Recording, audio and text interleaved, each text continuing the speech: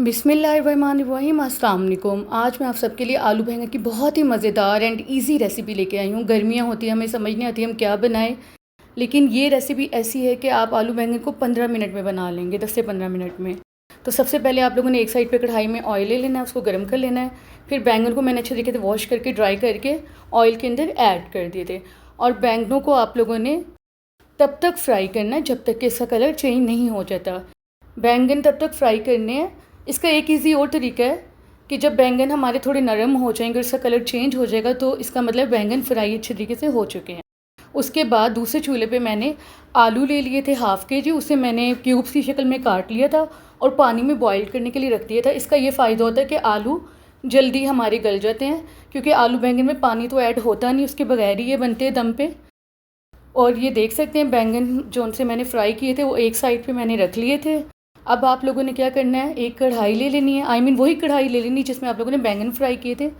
उसी ऑयल में मैंने प्याज ऐड कर दी थी बारीक कटी हुई, और इसको प्याज़ों को आप लोगों ने तब तक फ्राई करना है जब तक कि इसका कलर चेंज नहीं हो जाता। उसके बाद मैंने इसके अंदर लहसुन अदरक का पेस्ट ऐड कर दिया था, और लहसुन अदरक का पेस्ट ऐड करने के बाद मैंने इसे तब तक फ्राई किया था जब तक कि प्याज़ों के अंदर इसकी स्मेल ख़त्म नहीं हो गई थी लहसुन अदरक के पेस्ट की। और थोड़ा पानी भी आप इस पॉइंट पे आके ऐड कर सकते हैं कि प्याज कढ़ाई के साथ ना लगे नीचे।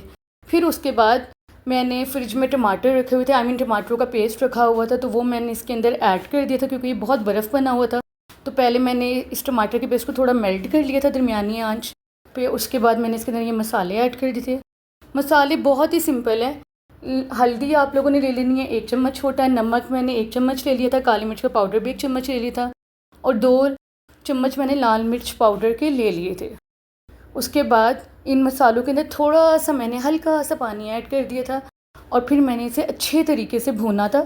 तब तक मैंने इस मसाले को भूना था जब तक कि इसके अंदर से कच्चेपन की स्मेल ख़त्म नहीं हो गई थी, और ये अच्छे तरीके से भुन गया था। मैंने अपनी काफ़ी रेसिपीज़ में आप लोगों को बताया कि मसाला भुनने की ये निशानी होती है कि जब मसाले की साइड पे ऑयल आ जाए तब मसाला हमारा भुन जाता है। उसके बाद मैंने इसके अंदर फ्राई किए हुए बैंगन ऐड कर दिए थे।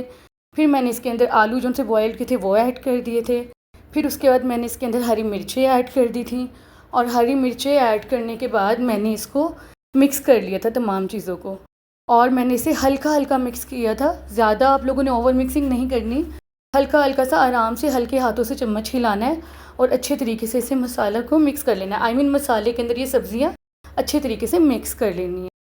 उसके बाद मैंने इसे अच्छे तरीके से मिक्स करने के बाद इसके अंदर मैंने थोड़ा सा पानी ऐड किया था, ज़्यादा नहीं, थोड़ा सा मैंने इसके अंदर पानी ऐड किया था, और उसके बाद मैंने इसे दम पे रख दिया था। आप लोगों ने इसके अंदर ज़्यादा पानी नहीं ऐड करना, बस थोड़ा सा ऐड करना है और इसको दम पे रख देना है।